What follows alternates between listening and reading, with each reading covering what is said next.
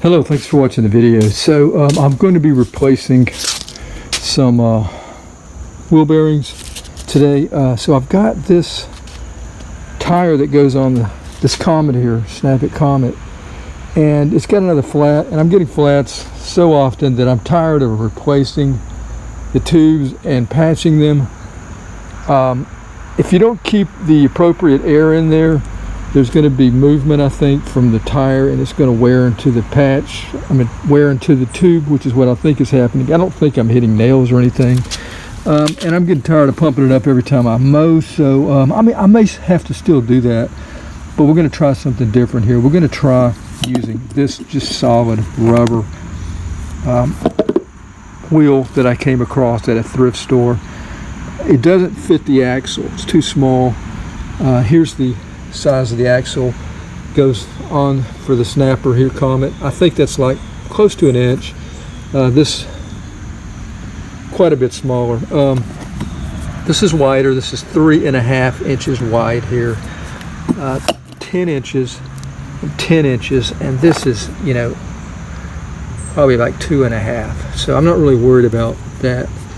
I'm just going to be like cutting this grass here, the backyard here. That's just about all I'll be doing. Now if I find that it's just a real uncomfortable ride, if I find that this is really driving into the ground, the dirt, and you know, and looking really bad, or hard to, you know, turn, then I'll just have to go back to the tube here and put another one in here or patch that. What I've got though is I've got some bearings here, and these bearings should fit the axle on the Comet here. I could take the axles out of here and replace them, but I was out and I saw these and I thought, well, let me just go ahead and get these. Eyeballed them. I don't even know if they'll fit the axle, so let's find out right now. So these are 3/4 inch bore. Okay, like I said, I just eyeballed them, and 1 3/8 outer diameter. Okay, all right, so I've got one cut. Let's get it out of here. They look like, I think I paid like $9.99 for both of these. Northern Tools is where I got them. All right, let's just hope it's going to fit. I'm really pretty confident that it will. Yeah, awesome, perfect. That's beautiful. All right, looked up on that. So what we need to do is put this bearing inside here and on the other side. So you'll need two. So let's do that. All right, here we have the wheel on the vise, and just taking a look in there, peeking there, you can see that there's a gap between the two bearings, where you can feel with your finger.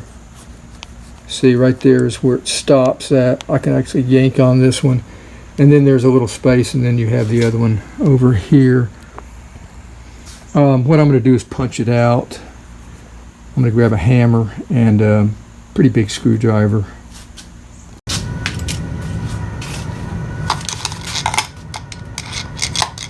Try that there. Wow, they went flying out. Easier than I thought. All right, let's flip it around. See the hole there where the bearing was at. So yeah, flipped it around, and you can see we're going to be punching anywhere we want to there.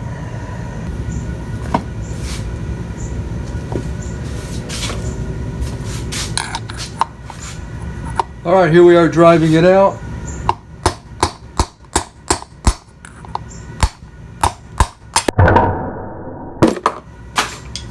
All right, put the wheel upright on the vise, and we're going to put the new bearings in place. Just trying to get them lined up here. Now it is important to make sure that these are going to fit, and they will fit.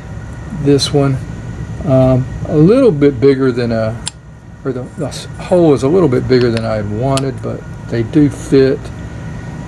Okay, so I'm just going to tap it in.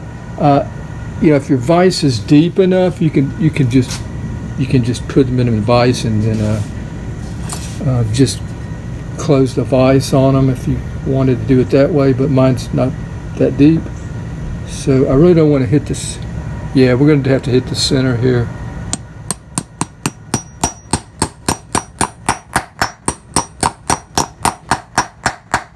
Yeah, that's good. That's good. Yeah, probably try to stay away from hitting the center. Just trying to hit the outside here if you can. But I did have to kind of start to get it centered. So we're good. Feeling good. Okay, the other one going in place.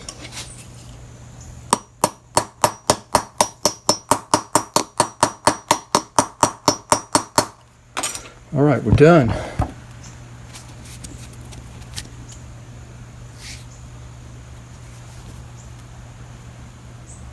So remember, the tire is smaller, the actual wheel is smaller than the original one there.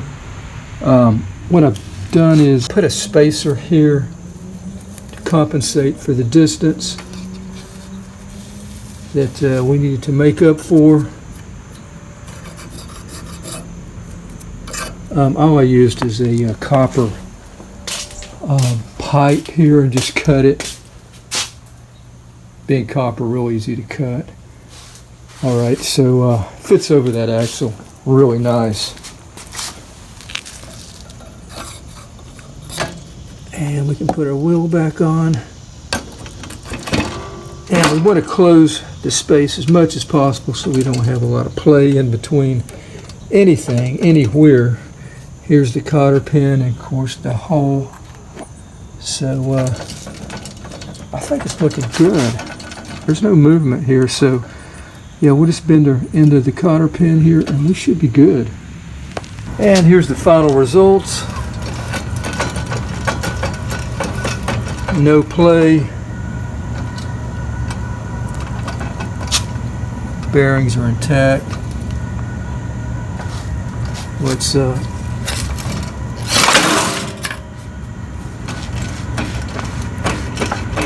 Let's maybe give it a ride around the yard.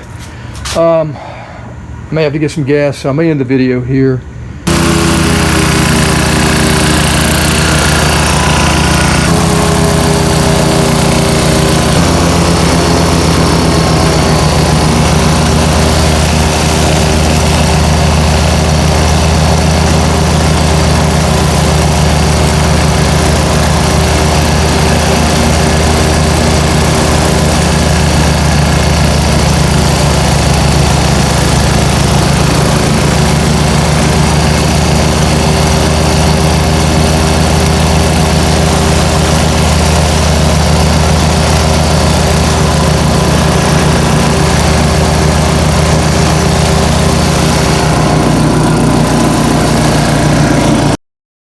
Just got finished cutting this half-acre lawn with the new hard rubber tire. Worked great. I couldn't even tell a difference. The only time I noticed anything at all is when I ran over some roots, and that was just like one little time close to a big apple tree. It is going to have a harder impact than a rubber tire, or air rubber tire that is. Also, when I got to some dirt, noticed that as well. You don't have the shock absorber effect as you're going to have with the tire with air in it, so that's to be expected. But when it comes to just plain grass, my grass here, it worked fantastic, so really happy with it. Probably will even change the other front tire as well, so yeah, couldn't be more pleased.